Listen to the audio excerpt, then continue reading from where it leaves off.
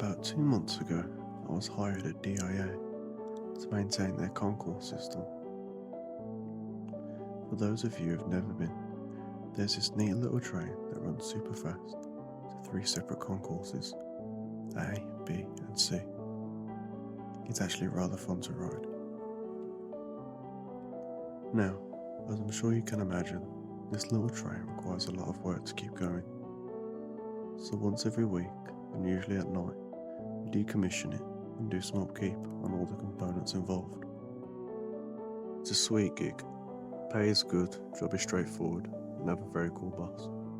Colorado's not too shabby either, but something happened last night that makes me think that I need to get out, and quick.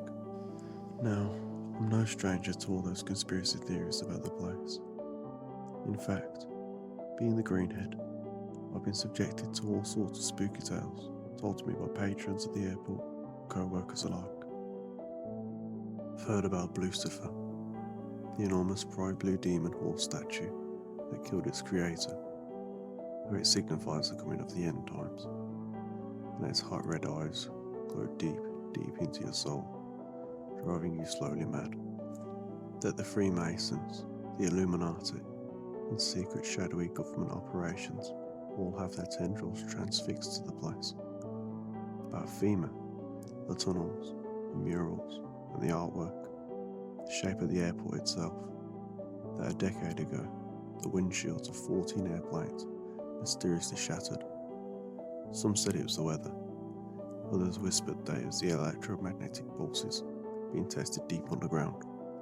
What many may not know though, is that these are only the public-facing conspiracies.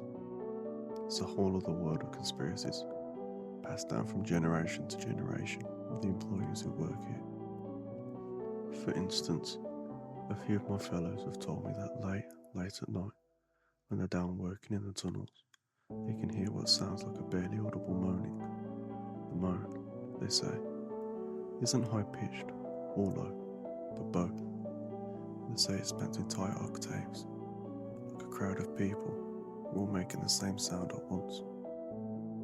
Others have told me a tale about how one worker once got lost in the tunnels, long ago, and that in his struggles to find his way back to the surface, he found a mysterious room covered in weird glyphs, and on one wall there was a strange looking keypad. Pad to nowhere, they called it.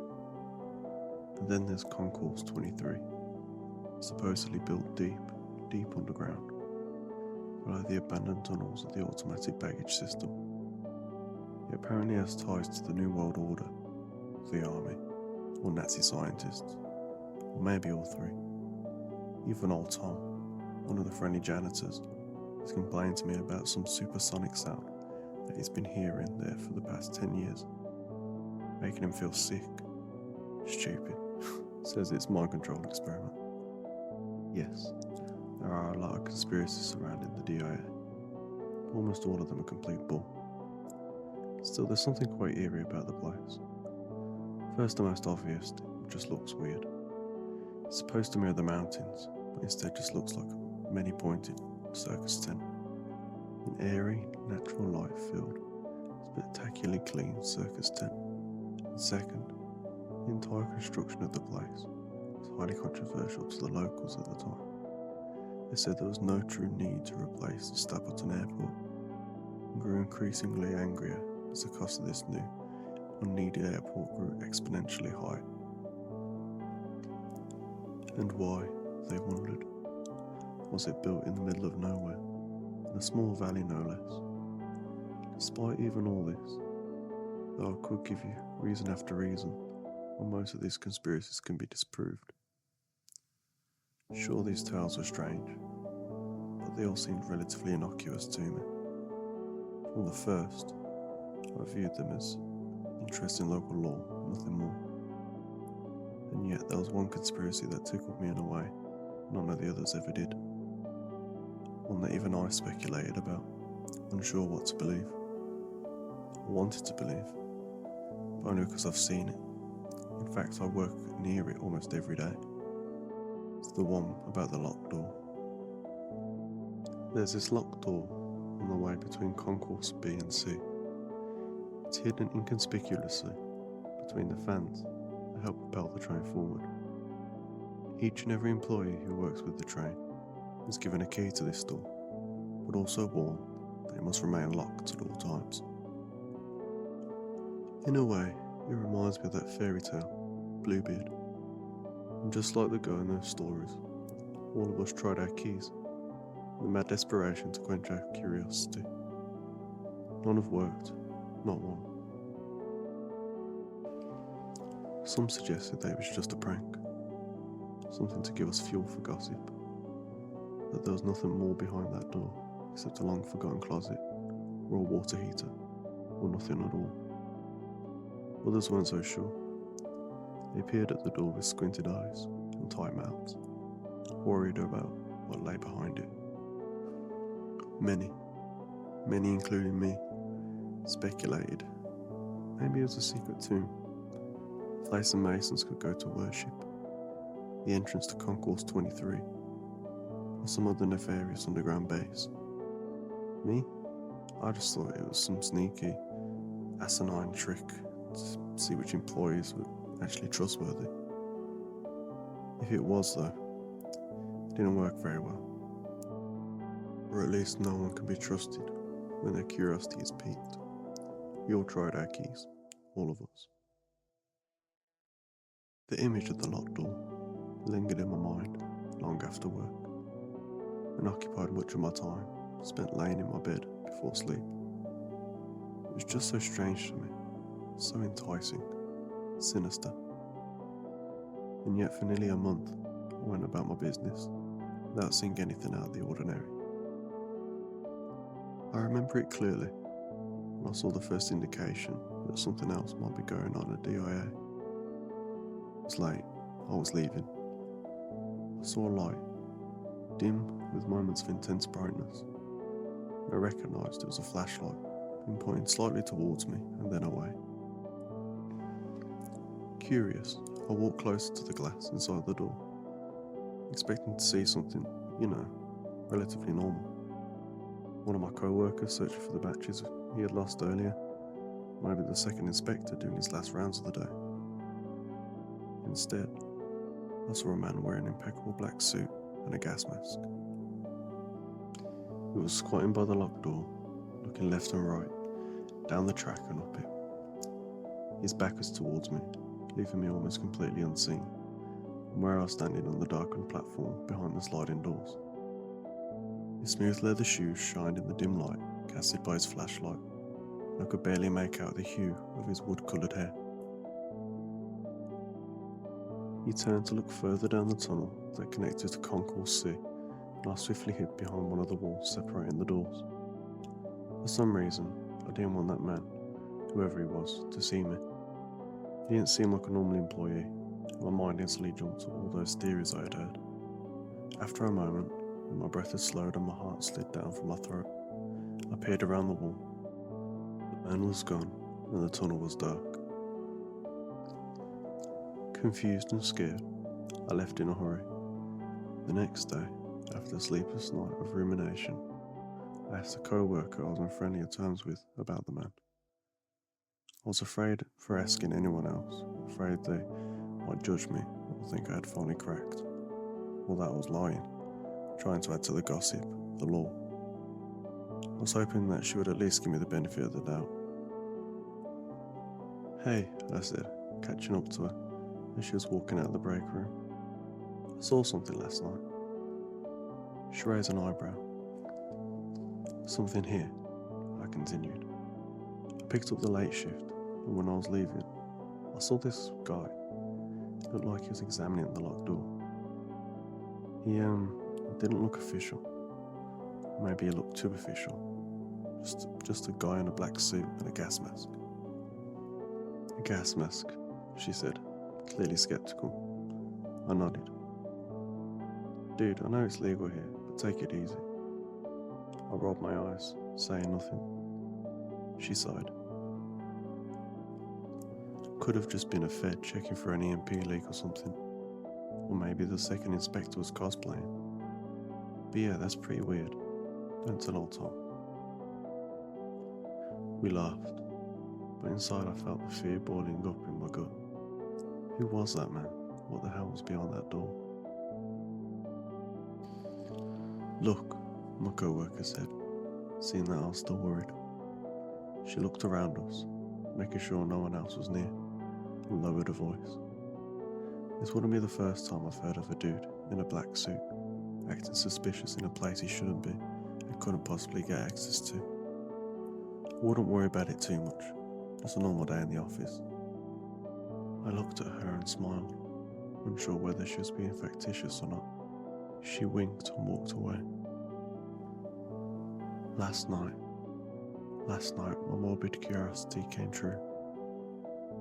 Last night, the locked door was unlocked and open, and I couldn't help myself. It was a Bluebeard moment. The second inspector asked me to stay a little later than usual, since we had been having maintenance issues with the train all day.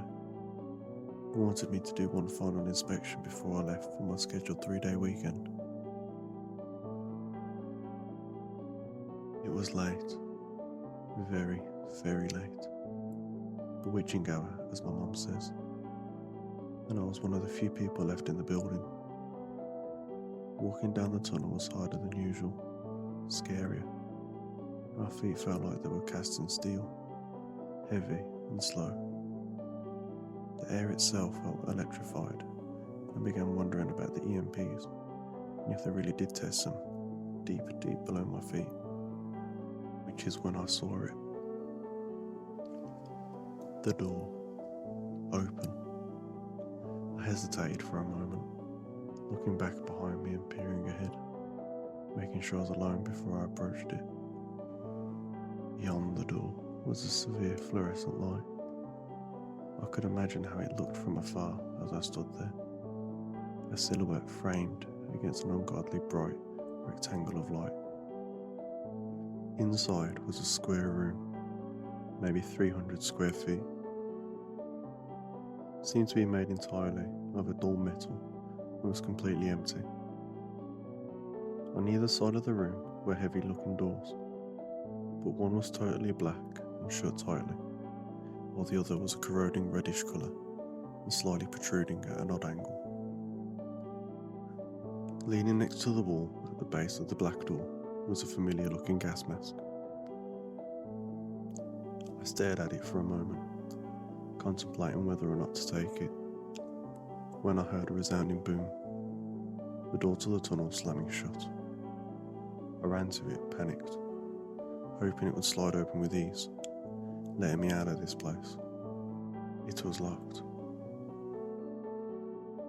I made my way to the black door, trying the handle which turned smoothly to the left, but no matter how hard I pushed or pulled, it wouldn't budge. I turned, looking at the other door. It looked, there's no other way to describe it, but sickly.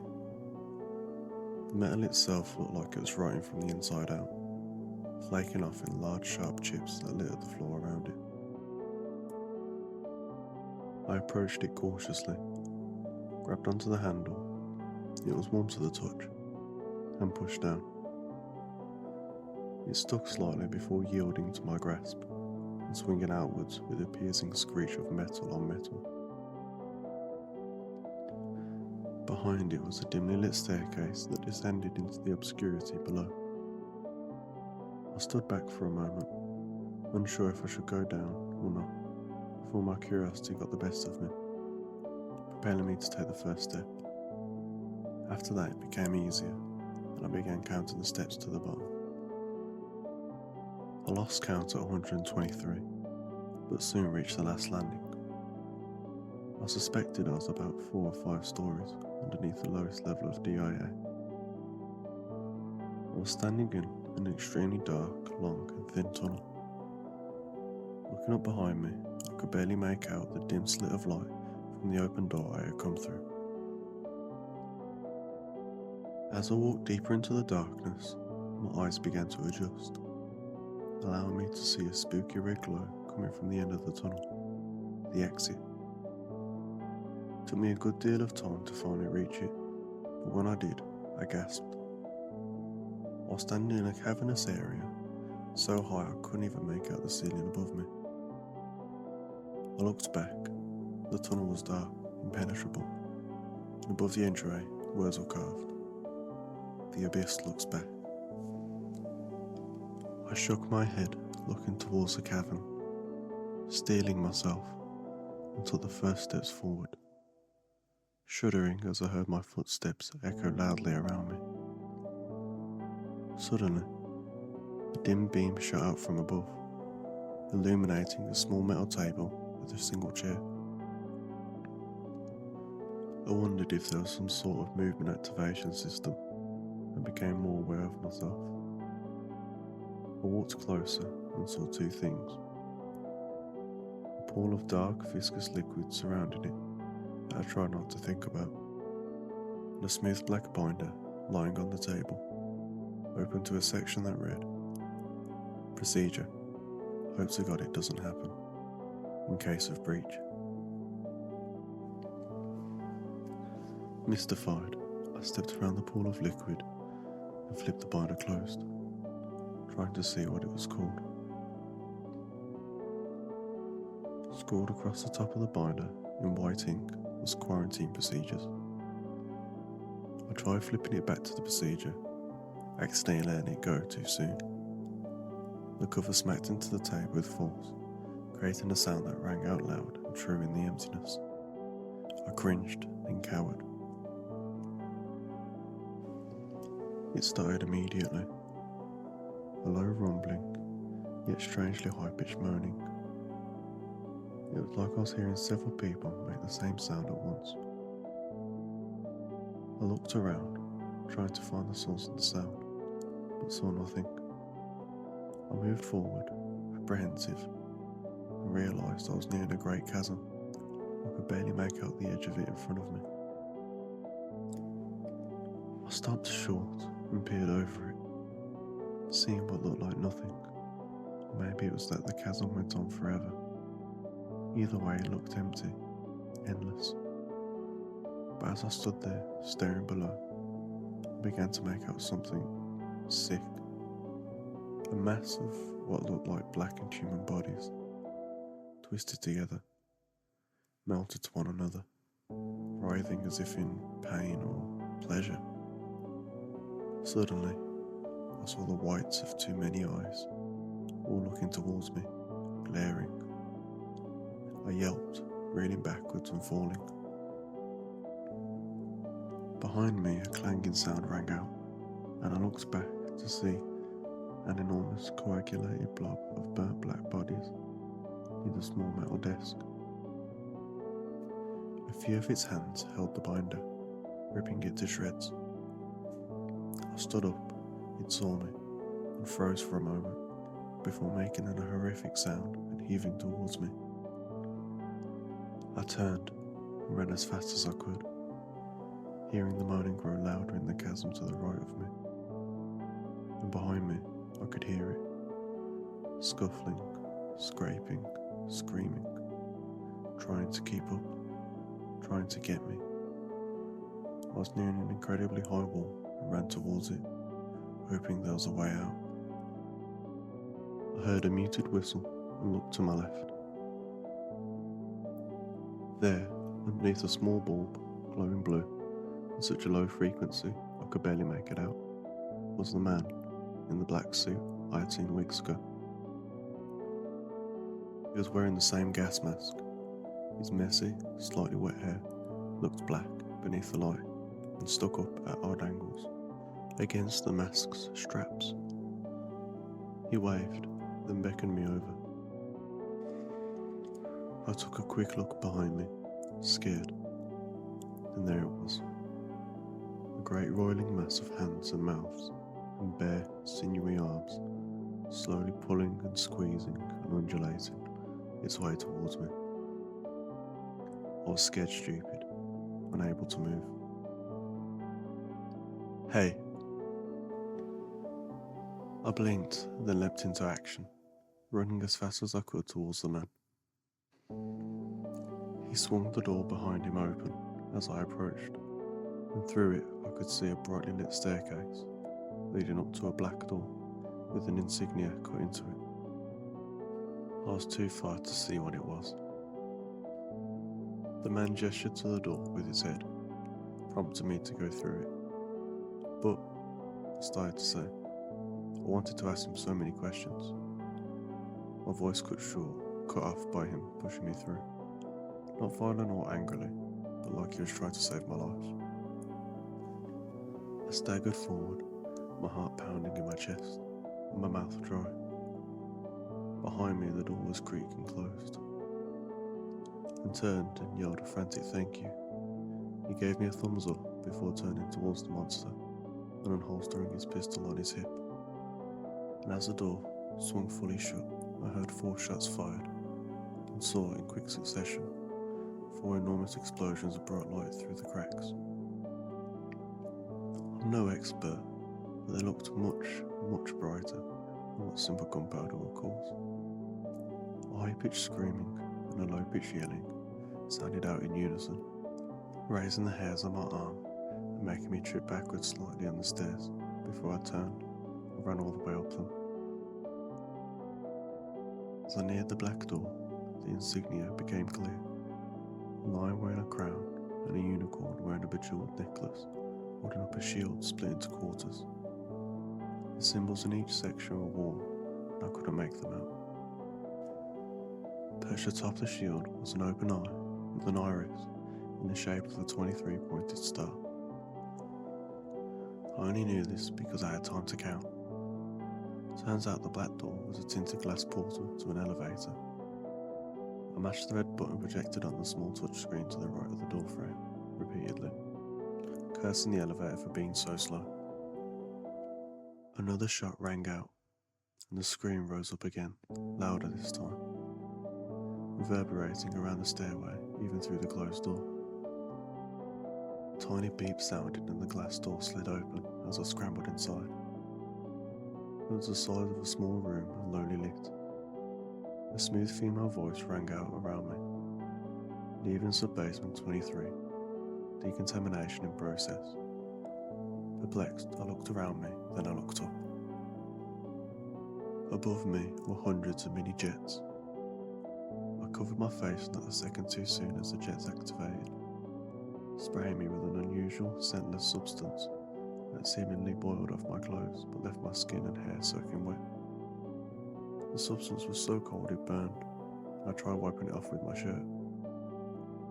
Another tiny beep sounded, and the smooth female voice spoke again. Arrived, basement level. The glass door slid open and I lurched out, disorientated, into a lightly illuminated room with a single black door across the way.